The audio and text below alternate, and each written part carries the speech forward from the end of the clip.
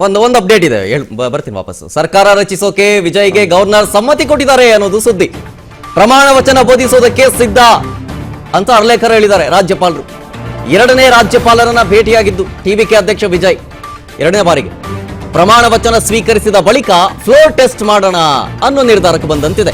ವಿಧಾನಸಭೆಯಲ್ಲಿ ಸಂಖ್ಯೆನ ನಿರೂಪಿಸೋದಕ್ಕೆ ಗವರ್ನರ್ ಸೂಚನೆಯನ್ನ ಕೊಟ್ಟಿದ್ದಾರೆ. ಸೆಕೆಂಡ್ ಟೈಮ್ ಭೇಟಿ ಮಾಡಿದ್ದಾರೆ ರಾಜ್ಯಪಾಲರನ್ನ. ಭೇಟಿ ಮಾಡಿದಂತ ಸಂದರ್ಭದಲ್ಲಿ ಓಕೆ ಅಗ್ರೀಡ್ ಅಂತ ಹೇಳಿರೋದು. ಸೊ ಅಲ್ಲಿಗೆ ಸರ್ ಈಗಷ್ಟೇ ಹೇಳ್ತಾ ಇದ್ವಿ, ಸೇಮ್ ಬಿಜೆಪಿ ಹೆಂಗಾಗಿತ್ತೋ ಹಂಗೆ ಬರಬಾರ್ದು ಅನ್ನೋ ನಿಟ್ಟಿನಲ್ಲಿ ಗವರ್ನರ್ ಹೇಳ್ತಿದ್ರು. ಬಹುಶಃ ಅವ್ರಿಗೆ ಮನವರಿಕೆ ಆಯ್ತು ಅಂತ ಕಾಣುತ್ತೆ. ಓಕೆ, ಆ ಮಿತ್ರ ಪಕ್ಷ ಎರಡೆರಡು ಸೀಟ್ ಬಂದು ಸಣ್ಣ ಪುಟ್ಟ ಪಕ್ಷಗಳಿದ್ವಲ್ಲ, ಅವ್ರು ಬಹುಶಃ ತಮ್ಮ ಬೆಂಬಲ ಕೋರೋ ಪತ್ರವನ್ನು ಕೊಟ್ಟಿರ್ಬೋದು, ಲಿಖಿತ ರೂಪದಲ್ಲಿ ತಮ್ಮ ಬೆಂಬಲವನ್ನು ಸೂಚಿಸಿರ್ಬೋದು, ಒಪ್ಕೊಂಡಿದ್ದಾರೆ. ಸಹಜ ಪ್ರಕ್ರಿಯೆ. ಅದಕ್ಕೆ ಅಷ್ಟೊಳಗಾಗ್ಲೇ ರಾಜ್ಯಪಾಲರ ಮೇಲೆ ಗೋಬೇಕೋಸ ಕೊಟ್ಟಿದ್ರು ಕೇಂದ್ರ ಸರ್ಕಾರದ ಏಜೆಂಟ್ ಅಂತ ಅಂದ್ಬಿಟ್ಟು ಮೇಲ್ನೋಟಕ್ಕಾದ್ರೂ ಮನವರಿಕೆ ಆಗ್ಬೇಕಲ್ವಾ. ಕಾಂಗ್ರೆಸ್ ಪತ್ರ ಕೊಟ್ಟಲ್ಲ, ಅದೇ ತರ ಬೇರೆಯವ್ರ ಪತ್ರ ಕೊಟ್ಟಿದ್ರೆ ಮುಗಿದೋಗ್ತಿತ್ತು. ಈಗ ಬಹುಶಃ ಅದು ಆಗಿರ್ಬೋದು. ನಟರಾಜ್ ಗೌಡ್ರೆ ಈಗಷ್ಟೇ ಹೇಳ್ತಾ ಇದ್ರು ಸರ್, ಸೆಟ್ಲ್ ಆಗ್ಬಿಡ್ತದೆ. ಈಗ ಅದ್ರ ಬಗ್ಗೆ ನಾವು ಚರ್ಚೆ ಮಾಡೋದು ಕೂಡ ಅಪ್ರಸ್ತುತ ಅಂತ ಕಾಣುತ್ತೆ. ಒಂದು ತೀರ್ಮಾನಕ್ಕೆ ಬರೋಣ ಸರ್. ಹೇಳಿ ಸರ್, ಹೇಳಿ. ಅವ್ರಿಗೆ ಯಾರು ಬೆಂಬಲ ಕೊಟ್ಟಿಲ್ಲ, 108 ಜನ ಮಾತ್ರ ಇದ್ದಾರೆ ಅಂತ ಹೇಳ್ಕೊಂಡ. ಆದ್ರೂ ರಾಜ್ಯಪಾಲರ ಜವಾಬ್ದಾರಿ ಹೊಣೆಗಾರಿಕೆ ಏನಂದ್ರೆ ಇಮಿಡಿಯೇಟ್ ಆಗಿ ಅವ್ರನ್ನ ಕರೆದು ಅವ್ರಿಗೆ ಸೆಲೆಕ್ಟ್ ಮಾಡ್ಲಿಕ್ಕೆ ಅವಕಾಶ ಕೊಟ್ಟು, ನೀವು ನಿಮ್ಮ ಸ್ಟ್ರೆಂತ್ ಅನ್ನ ಎರಡು ದಿನದಲ್ಲಿ ತೋರಿಸ್ತೀರಾ, 3 ದಿನದಲ್ಲಿ ತೋರಿಸಿ ಅಂತ ಹೇಳಿ ಸಮಯ ಕೊಡ್ಬೇಕು. ಇದು ಯಾಕಂದ್ರೆ 1994 ಒಂದು ಸುಪ್ರೀಂ ಕೋರ್ಟ್ ನ ಬೆಂಚ್ 9 ಜಡ್ಜ್ಗಳ ಬೆಂಚ್ ಕೊಟ್ಟಿರ್ತಕ್ಕಂಥ ತೀರ್ಮಾನ ಯಾವುದೇ ರಾಜ್ಯಪಾಲ ತನಗೆ ಊಹೆ ಮಾಡೋ ಮುಖಾಂತರ 118 ಊಹೆ ಮಾಡೋ ಮುಖಾಂತರ ತಾವು ತೀರ್ಮಾನ ಮಾಡಂಗಿಲ್ಲ. ರಾಜ್ಯಪಾಲರ ಕಚೇರಿ ಅಲ್ಲ ಅದನ್ನು ತೀರ್ಮಾನ ಮಾಡಬೇಕಾದ ಅವಸರದಲ್ಲಿ 9 ಜಡ್ಜ್ಗಳ ಬೆಂಚ್ ಈ ನಿರ್ಣಾಯಕ ತೀರ್ಮಾನವನ್ನು ಅದಕ್ಕೆ ಗೌರವ ಕೊಡಬೇಕಾದ್ರು ರಾಜ್ಯಪಾಲರ ಕರ್ತವ್ಯ. ರಾಜ್ಯಪಾಲರು 118 ಜನ ತಗೊಂಡ್ ಬಾ ಅಂತ ಹೇಳಿದ್ದೆ ತಪ್ಪು.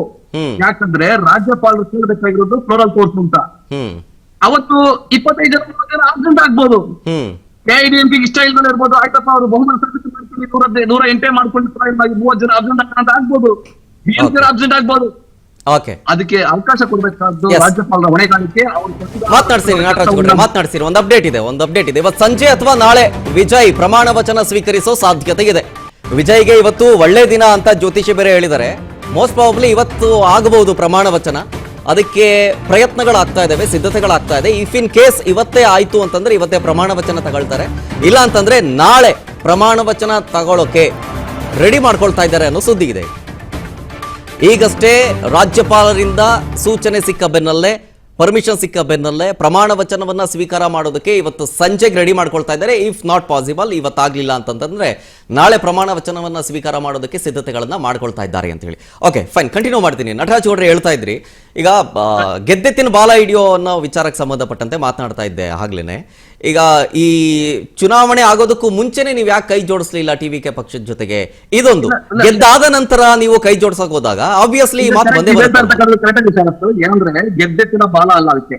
ಓಕೆ, ಅಲ್ಲಿನ ಜನಗೆ ಏನ್ ಬಹುಮತ ಕೊಟ್ಟಿದ್ದಾರೆ, ಯಾವ ಅದಕ್ಕೆ ಕೂಡ ಗೌರವ. ಅದು ನಮ್ಗೇನು ಅಧಿಕಾರದ ಆಸೆ ಇಲ್ಲ. ಅಲ್ಲಿ ನಮ್ಮ ಮಂತ್ರಿ ಆಗಬೇಕಾಗಿಲ್ಲ, ನಮ್ಮ 5 ಜನ ಶಾಸಕರು ಮಂತ್ರಿ ಆಗಬೇಕಾಗಿಲ್ಲ, ಇಲ್ಲ ಡಿಎಂಕೆನಲ್ಲೂ ಕೂಡ ಯಾರು ಮಂತ್ರಿ ಆಗಿರ್ಲಿಲ್ಲ.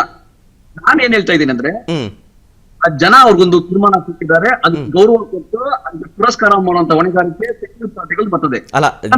ಪಾರ್ಟಿ ಬಿಜೆಪಿ ಅಂದ್ರೆ ಬಿಜೆಪಿ ಗೆದ್ದಿರ್ತಕ್ಕಂಥ ರಾಜ್ಯಗಳಲ್ಲಿ ನನಗೆ ಅಭಿವೃದ್ಧಿ ಮತ ಕೊಡಿ, ನಾನು ನನಗೆ ವಿಷನ್ ಇದೆ, ನಂದು ನನಗೆ ಕೆಲಸ ಮಾಡಿದ್ರೆ ಮತ ಕೊಡಿ ಅಂತ ಕೇಳಿಲ್ಲ. ಅವ್ರು ಕೇಳಿರ್ತಕ್ಕಂಥ ಹಿಂದೂ ಮುಸ್ಲಿಂ ಮತ ಕೇಳಿದ್ದಾರೆ ಎಲ್ಲಾ ಸಮಯದಲ್ಲೂ. ಭಾರತದ ಏಕೈಕ ಕುಟುಂಬವಾದಿ ಮತ್ತೆ ವಿರೋಧಿ ಪಕ್ಷ ಅಂದ್ರೆ ಅದು ಬಿಜೆಪಿ ಮಾತ್ರ. ಅದಕ್ಕೆ ಪೂರಕವಾಗಿ ಕೆಲಸ ಮಾಡ್ತಿರೋ RSS ಮಾತ್ರ. ಬೇರೆ ಯಾವ ಸಂಘಟನೆ ಆಗಲಿ, PFI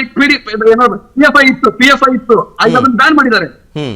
ಆದ್ರೆ ದೇಶದ ಏಕೈಕ ಸಂಘಟನೆ RSS ಮತ್ತೆ ಬಿಜೆಪಿ ಸಂವಿಧಾನದ ವಿರೋಧ ಆಶಯಗಳನ್ನು ಕೆಲಸ ಮಾಡ್ತಾ ಇದ್ದಾವೆ. ಇದು ತಾತ್ಕಾಲಿಕ. ಜನತೆ ಕೋಮುವಾದಿಗಳಲ್ಲ. ಜನತೆ ಆ ಸಮಯದಲ್ಲಿ ಅವರ ಪ್ರಚೋದನೆಗೆ ಒಳಗಾಗಿ ಮತ ಕೊಟ್ಟಿರ್ತಾರೆ ಅಷ್ಟೇ ಬಿಟ್ರೆ ಯಾವ ಅಭಿವೃದ್ಧಿ ಮತ ಕೊಟ್ಟಿಲ್ಲ. ಜನ ಉಗಿತಾರೆ ಮಕ್ಕೆ ಮೋದಿಗೆ, ಏನಪ್ಪಾ ನಿಮ್ ಕೆಲಸ ಮಾಡಿಲ್ಲ, ಒಂದು ಉದ್ಯೋಗ ಸೃಷ್ಟಿ ಮಾಡಿಲ್ಲ, ಆರ್ಥಿಕತೆ ಹಾಳು ಮಾಡಿದ್ಯಾ, ವಿದೇಶಾಂಗ ನೀತಿ ಹಾಳು ಮಾಡಿದ್ಯಾ, ದೇಶವನ್ನು ಹಾಳು ಮಾಡಿದ್ಯಾ ಅಂತ. ಆದ್ರೆ ಯಾವತ್ತೂ ಅದನ್ನ ಮಾತಾಡಲ್ಲ ಮೋದಿ. ಮುಸ್ಲಿಂ ಹಿಂದೂ ಮುಸ್ಲಿಂ ಮೋದಿ ಆಗಿ, ಅಮಿತ್ ಶಾ ಆಗಿ, ಮೋಹನ್ ಭಾಗವತ್ ಆಗಿ ಇದೇ ಮಾತಾಡ್ಕೊಂಡು ಬಿಜೆಪಿಯ ಕಾಲಾಳುಗಳ ತರ RSS ಕಾರ್ಯಕರ್ತರು ಕೆಲಸ ಮಾಡಿ ಅದನ್ನ ಗೆಲ್ಸ್ಕೊತಾರೆ ಹೊರತು ಈ ದೇಶಕ್ಕೆ ಸರ್ಕಾರಕ್ಕೆ ಪೂರಕವಾದ ಕೆಲಸಗಳನ್ನ, ಆರ್ಥಿಕತೆಯ ಬಗ್ಗೆ, ಅಭಿವೃದ್ಧಿಯ ಬಗ್ಗೆ ಯಾವತ್ತು ಮಾತುಗಳಾಗಿಲ್ಲ. ಅದಕ್ಕಾಗಿ ಏಕೈಕ ಕೋಮುವಾದಿ ಪಕ್ಷ. ನಾವು ಸೆಕ್ಯುಲರ್ ಪಕ್ಷ ಹೇಳ್ತೀವಿ ಅಂದ್ರೆ ಯಾರನ್ನು ಭೇದ ಮಾಡದೆ ನೀವು ಎರಡನೇ ದರ್ಜೆ ಪ್ರಜೆಗಳಂತ ಹೇಳಿದ್ರೆ ಎಲ್ಲರನ್ನ ಇನ್ಕ್ಲೂಸಿವ್ ಆಗಿ ಯಾರು ತಗೊಳ್ತಾರ ಅವರೇ ಸೆಕ್ಯುಲರ್ ಪಕ್ಷ. ಕಾಂಗ್ರೆಸ್ ಅಲ್ಲಿ 60 ಶಾಸಕರಿದ್ದಾರೆ ಇಡೀ ದೇಶದಲ್ಲಿ. 80 ಜನ ಮುಸ್ಲಿಂ ಶಾಸಕರಿದ್ದಾರೆ, 25 ಜನ ಬೇರೆ ಅಲ್ಪಸಂಖ್ಯಾತ ಶಾಸಕರಿದ್ದಾರೆ.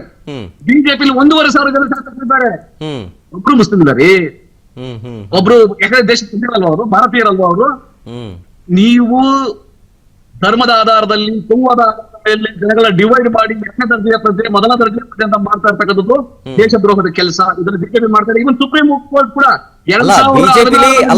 ಬಿಜೆಪಿಲಿ ಮುಸ್ಲಿಂ ಅಭ್ಯರ್ಥಿಗಳನ್ನ ಹಾಕಿಲ್ಲ ಅಥವಾ ಮುಸ್ಲಿಂ ಶಾಸಕರಿಲ್ಲ ಅಂತಂದ್ಬಿಟ್ರೆ ಅದನ್ನ ಅಕ್ಸೆಪ್ಟ್ ಮಾಡಲ್ಲ ಅಂತ ಜನ ಅಂತ ಮಾಡ್ತಾರೆ. ಅಮಿತ್ ಶಾ ಮಾಡ್ತಾರೆ, ನಾಚಿಕೆ ಆಗ್ಬೇಕು ಅವ್ರಿಗೆ. ಅದನ್ನ ಬೆಂಬಲ ಕೊಡೋರ್ಗೂ ಕೂಡ ನಾಚಿಕೆ ಆಗ್ಬೇಕು ಅವ್ರಿಗೆ.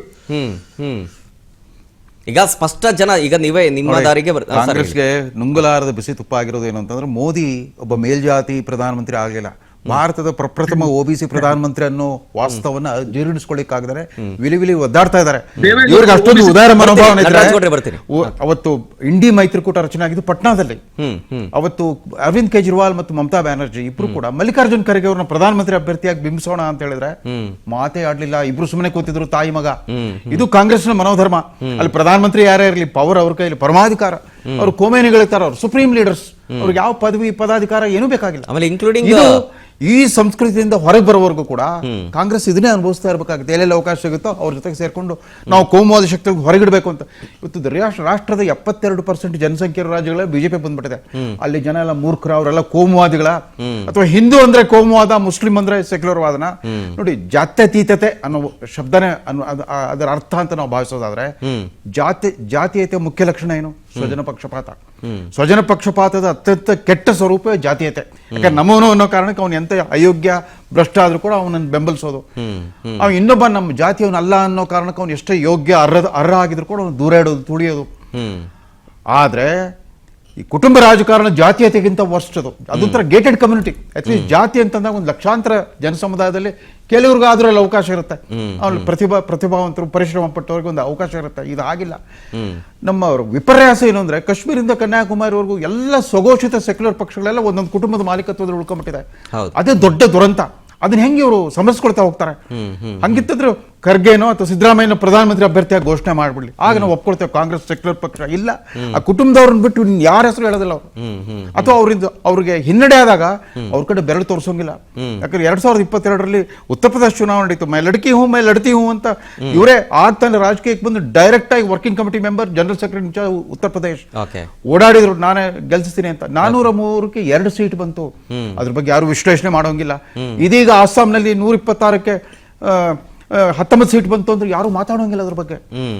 ಇದು ಈ ಸಂಸ್ಕೃತಿಯಿಂದ ಹೊರಗೆ ಬರಲಿ ಕಾಂಗ್ರೆಸ್ ಅಂತ ನಾವು ಬಯಸಿದ್ದು. ಕಾಮರಾಜ್ ಕಾಂಗ್ರೆಸ್ ಅದಿತ್ತು, ನೆಹರು ಕಾಲದ ಕಾಂಗ್ರೆಸ್ ಆ ತರ ಇತ್ತು.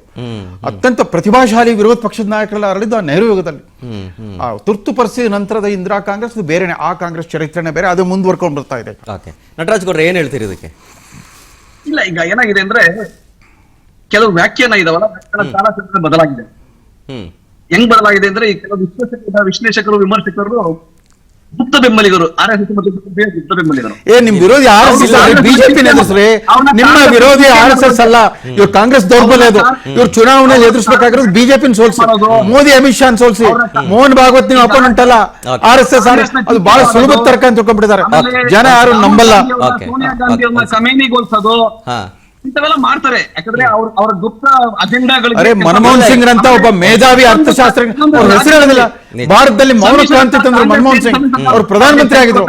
ಒಂದು ದಿವಸ KPCC ಕಚೇರಿ ಅವರ ವೇದಿಕೆಯಲ್ಲಿ ಮನಮೋಹನ್ ಸಿಂಗ್ ಜೈಕಾರ ಕೇಳಿದ್ದಾರೆ ಕಾಂಗ್ರೆಸ್ಗರಲ್ಲಿ. ಈ ಗುಲಾಮಿ ಮನಸ್ಥಿತಿಯಿಂದ ಹೊರಗೆ ಬನ್ನಿ ಕಾಂಗ್ರೆಸ್. ವ್ಯಕ್ತಿ ಪೂಜೆ, ಗುಲಾಮಿ ನಿಷ್ಠೆ ಆ ಕುಟುಂಬಕ್ಕೆ, ಅದರಿಂದ ಹೊರಗೆ ಬನ್ನಿ. ಅಲ್ಲಿ ಬಿಜೆಪಿ ಎಂತಹ ಕೆಪಾಸಿಟಿ ಇದೆ ಬಿಜೆಪಿಗೆ.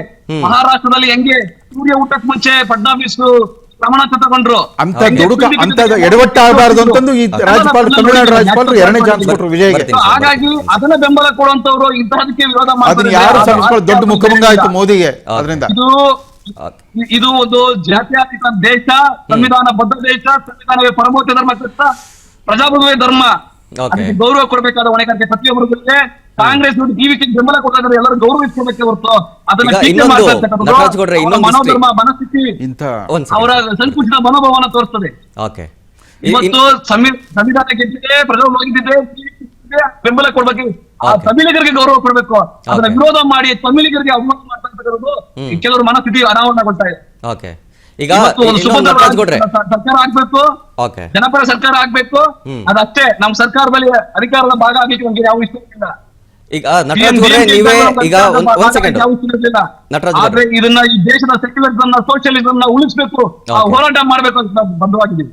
ಓಕೆ, ಇನ್ನೊಂದು ಜನಾದೇಶದ ಬಗ್ಗೆ ನೀವು ಹೇಳ್ತಾ ಇದ್ರಿ. ಕಳೆದ 2014 ನಂತರದಿಂದ ನೀವು ಯಾರ್ಯಾರ ಜೊತೆ ಕೈ ಜೋಡಿಸಿದ್ರು ಅಥವಾ ಇಂಡಿಯಾ ಅನ್ನುವಂತ ಒಂದು ಮೈತ್ರಿಕೂಟ ಮಾಡ್ಕೊಂಡಿದ್ರು, ಒಂದೊಂದಾಗೆ ಎಲ್ಲಾ ರಾಜ್ಯಗಳನ್ನು ನೀವು ಕಳ್ಕೊಂಡು ಬರ್ತಾ ಇದ್ದೀರಿ. ಈಗ ತಮಿಳ್ನಾಡಲ್ಲೂ ಅಷ್ಟೇ, ಎಲೆಕ್ಷನ್ಗೂ ಮುಂಚೆ ನೀವು ಯಾರ ಜೊತೆ ಕೈ ಜೋಡಿಸಿದ್ರೋ ಅದನ್ನು ಕೂಡ ಈಗ ಕೈ ತಪ್ಪೋಯ್ತು. ಇವಾಗ ನೀವು ಟಿವಿಕೆ ಸಪೋರ್ಟ್ ಮಾಡ್ತಿದ್ದೀರಾ ಅಂದ್ರೆ, ಈ ಹಿಂದೆ ನೀವೇನು ಅಲಯನ್ಸ್ ಮಾಡ್ಕೊಂಡಿದ್ರಲ್ಲ ತಮಿಳ್ನಾಡಲ್ಲಿ, ಅದರ ರಿಸಲ್ಟ್ ನೋಡಿದಾಗ ಜನಾದೇಶ ಏನಾಗಿತ್ತು ಅಂತ ನಿಮ್ಗೆ ಗೊತ್ತಾಗುತ್ತೆ. ಜನ ಅವರನ್ನು ತಿರಸ್ಕರಿಸಿದ್ದಾರೆ, ಅಲಯನ್ಸ್ ಮಾಡ್ಕೊಂಡಿದ್ದ ನಿಮ್ಮನ್ನು ತಿರಸ್ಕರಿಸಿದ್ದಾರೆ ಅಂತಾನೆ ಅರ್ಥ ಬರೋದಲ್ಲ. ನಾನು ನಿಮ್ಗೆ ಹೇಳ್ದೆ, ಬಿಗಿನಿಂಗಲ್ಲಿ ಹೇಳ್ದೆ, ಡಿಎಂಕೆ ಕಾಂಗ್ರೆಸ್ ಮೈತ್ರಿಕೂಟವನ್ನ ತಿರಸ್ಕಾರ ಮಾಡಿದ್ದಾರೆ, ಎಐಡಿಎಂಕೆ ಬಿಜೆಪಿಯನ್ನ ತಿರಸ್ಕಾರ ಮಾಡಿದ್ದಾರೆ. ಓಕೆ, ಟಿವಿಕೆಗೆ ಬೆಂಬಲ ಕೊಟ್ಟಿದ್ದಾರೆ ಜನ. ಓಕೆ, ಈಗ ಟಿವಿಕೆ ಅತಂತ್ರದಲ್ಲಿದೆ. ಓಕೆ, ಯಾರಾದ್ರೂ ಸೇರಿ ಸರ್ಕಾರ ಮಾಡ್ತಾರ? ಅಧಿಕಾರದ ಹಂಚಿಕೆ ಆಸೆಗೋಸ್ಕರ ಅಲ್ಲ, ಜನರ ಭಾವನೆಗಳಿಗೋಸ್ಕರ, ನಿಮ್ಮ ದೋಸ್ತಿನ ಕೈ ಬಿಡ್ತೀರಾ ಹಾಗಾದ್ರೆ ತಮಿಳ್ನಾಡಲ್ಲಿ? ನಿಮ್ ದೋಸ್ತಿನ ಕೈ ಬಿಡ್ಬೇಕಾಗುತ್ತೆ ರಾಜಕಾರಣಕ್ಕೋಸ್ಕರ, ಹಿಂದಿ ಹೇರಿಕೆ ದಬ್ಬಾಳಿಕೆ ನಿಲ್ಸಕ್ಕೋಸ್ಕರ, ಕೋಮುವಾದಿಗಳ ಅಟ್ಟಹಾಸವನ್ನು ನಿಲ್ಸಕ್ಕೋಸ್ಕರ, ಸಂವಿಧಾನವನ್ನು ರಕ್ಷಣೆ ಮಾಡಕ್ಕೋಸ್ಕರ ನಾವು ಯಾವ ತ್ಯಾಗಕ್ಕೂ ಸಿದ್ಧ ಆಗ್ಬೇಕಾಗ್ತದೆ. ನಾವು ಕೆಲವರಿಗೆ ಇಷ್ಟ ಆಗ್ಬೋದು, ಇಷ್ಟ ಆಗ್ತಲೇ ಇರ್ಬೋದು. ಆದರೆ ಈ ತೀರ್ಮಾನ ಅಧಿಕಾರಕ್ಕಲ್ಲ, ಇದು ಒಂದು ಜನತೆಗೆ ಗೌರವ ಕೊಡಕ್ಕೋಸ್ಕರ. ಇದನ್ನು ಸಹಿಸದ ಕೆಲವರು ನೆಗೆಟಿವ್ ವಿಶ್ಲೇಷಣೆ ಮಾಡ್ತಾರೆ. ಅದನ್ನ ನಾವು ಅಗತ್ಯ ಇಲ್ಲ. ಈಗ ಈ ಕೊಟ್ಟಿರೋ ನಿಮ್ಮ ಸಪೋರ್ಟ್ ಷರತ್ತುಬದ್ಧ ಸಪೋರ್ಟ್ ಮಾಡಬೇಕಾದ್ರೆ ಎಲ್ಲ ಹೊಣೆಗಾರಿಕೆ ಕೇಂದ್ರ ಸರ್ಕಾರ ರಾಜ್ಯದ ಮೇಲೆ ತಾರತಮ್ಯ ತೋರಿ ಬಿಜೆಪಿಯೇತರ ಸರ್ಕಾರಗಳ ಮೇಲೆ ಯಾವ ರೀತಿ ದಬ್ಬಾಳಿಕೆ ಮಾಡ್ತಾರೆ, ಕರ್ನಾಟಕಕ್ಕೆ ಯಾವ ರೀತಿ ಆರ್ಥಿಕ ಅನ್ಯಾಯ ಮಾಡ್ತಾರೆ, ಅಥವಾ ದಕ್ಷಿಣ ಭಾರತಕ್ಕೆ ಯಾವ ರೀತಿ ಆರ್ಥಿಕ ಅನ್ಯಾಯ ಮಾಡ್ತಾರೆ, ಅದಕ್ಕೆ ತಮಿಳುನಾಡು ಮಾಡಲೇ ಇರಲಿಕ್ಕೆ ಒಂದು ಆಶಯ ಮಾಡಬಹುದು. ಅವತ್ತು ಮೋದಿ ಕರ್ನಾಟಕದ ತೆರಿಗೆಯಲ್ಲಿ ಲೂಟಿ ಮಾಡ್ಕೊಂಡು ತಗೊಂಡೋಗ್ತಾರೆ, ಗುಜರಾತಿಗಳಿಗೆ ಹಂಚಿದ್ದಾರೆ, ಉತ್ತರ ಪ್ರದೇಶಕ್ಕೆ ಹಾಕ್ತಾರೆ, ಕರ್ನಾಟಕ ವಾಪಸ್ ಕೊಡ್ತಾ ಇಲ್ಲ.